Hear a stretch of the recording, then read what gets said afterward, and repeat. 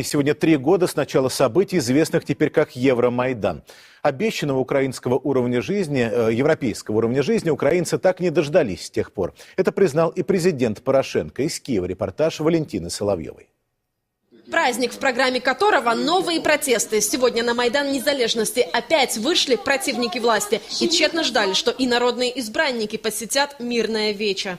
Наша власть очень часто не выполняет своих обещаний. Мы надеялись на тех людей, которые прошли в Верховную Раду, но мы видим, что как только человек попадает во власть, он обогащается, и все начинается сначала. Говорили, що ми будемо жити по-новому. Так дійсно ми живемо по-новому. В кармані пусто, у животі пусто. Наши дети тут пролили кровь. Они пришли на детской крови к власти. И до чего они довели? До обнищания нашего народа. До зубожіння нашого народу. Час проходить.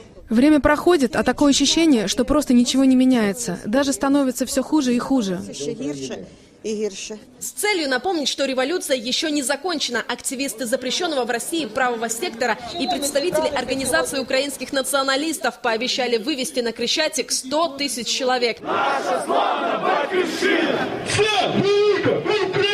Радикалы из корпуса Азов пришли к администрации Порошенко с требованием объяснить, почему обещанного 3 года назад они так и не дождались. У здания Генпрокуратуры оставили памятник тем, кто похоронил Майдан, с фамилиями людей, затянувших расследование убийств. Спустя 3 года после Евромайдана в Киеве практически не найти следов кровавых беспорядков. О жертвах напоминают фотографии, развешанные на деревьях вдоль улицы, где массово погибали участники протестов. Те, кто так мечтал, чтобы Украина стала полноправной частью Европы, чего к 3-й годовщине Евромайдана так и не произошло.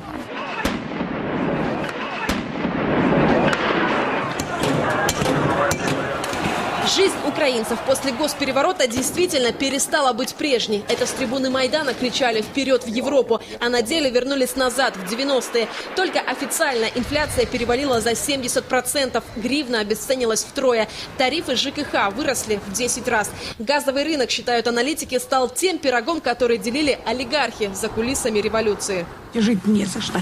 Спешишь заплатить за квартиру, да, а сама лапу сосешь. Сейчас довольно сильная группировка, представлена в парламенте, представлена возле президента, которая зарабатывает на тарифах. Экономическая стратегия правительства Украины одна. Как можно быстрее заработать себе и вовремя убежать. На сегодняшний момент все министры сидят на чемоданах. В том числе и президент. Насколько уже успела разбогатеть новая элита, показали электронные декларации. У главы правительства, у министров, у народных депутатов миллионы долларов и евро наличными. Они хранят их дома, потому что не доверяют своей же банковской системе. Стал богаче президент, так и не сдержавший обещания продать шоколадный бизнес. По оценке Forbes, кошелек Порошенко потяжелел на 100 миллионов долларов только за последний год.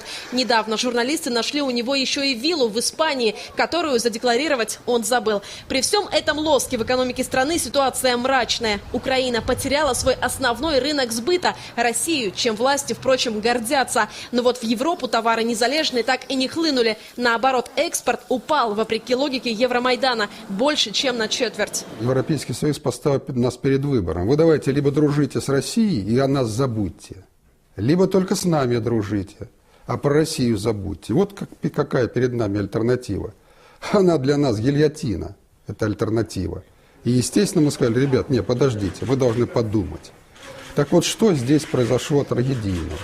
Да только то, что, скажем, те режиссеры этого действия за рубежом, прежде всего в Соединенных Штатах, посчитали, что наступил такой момент, когда можно украинский народ обмануть, свалить эту власть, которая действует в интересах Украины, так, и привести другую, марионеток привести, которые что угодно, то и подпишут. 3-й год Европа кормит Украину завтраками о заветной отмене виз. Сегодня страна воодушевилась. Послы Евросоюза одобрили начало переговоров на эту тему. Безвизовый режим обещают ввести, как только разработают механизм его отмены. То есть прежде чем позвать в гости, Европа подумывает, как будущих гостей при случае выгнать. Под угрозой сейчас и базовый договор Украины и ЕС об ассоциации. Тот самый, который 3 года назад не подписал Янукович и из-за которого начался Майдан. В Нидерландах ассоциацию по-прежнему откладывают, а принять документ не единогласно ЕС не может. Нидерланды поддерживают уже определенные силы, весьма влиятельные и в Германии, и в Бельгии,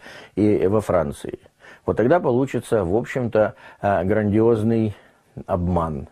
Украины и как страны, и как украинского общества. Оказывается, их поманили и бросили. Евроинтеграция, безвизовый режим окажется морковками гнилыми, которые вывесили перед украинским ослом, и он, как дурачок, за ней побежал. День достоинства и свободы в Киеве отмечают, не вспоминая о событиях в Донбассе, намеренно разделяя кровопролитие на Майдане, беспорядки на Западной Украине и последующие протесты на Юго-Востоке, позже переросшие войну. Хотя все это звенья одной цепи. Донбасс, который не поверил в Евромайдан и не допустил переворота у себя, до сих пор находится под обстрелом.